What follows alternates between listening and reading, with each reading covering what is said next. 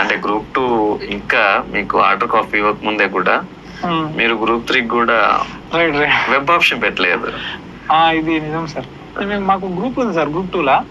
అందులో కొంతమంది ఉన్నారు, వాళ్ళు క్యాంపెయిన్ పెట్టారు. మీరు కూడా హీరోనే అందరి దృష్టిలో.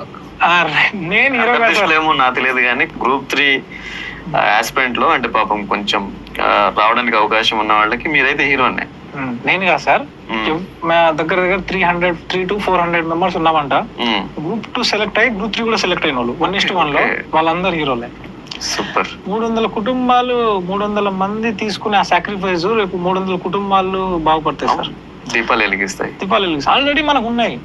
నేనేమంటున్నా అంటే సార్, అపాయింట్మెంట్ డేట్ అంటున్నారు, మన మీద పెద్ద కేసులు కూడా లేవు. అట్లాంటప్పుడు తగ్గితే తప్పు లేదేమో.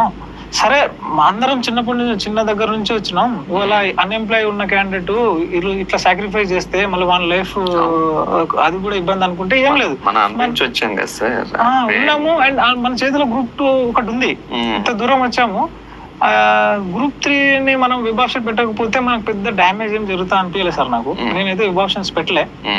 నేను ఏమంటున్నా అంటే, ఇంకా మీ ఇంట్రెస్ట్ అది పెట్టకపోవడం బెటర్ అని నేను మా గ్రూప్ 2 ర్యాంకర్లను కూడా కోరుకున్నాను. చాలా మంది ఉన్నారు గ్రూప్ లా, మేము పెట్టట్లే అని చెప్పి చెప్తున్నారు.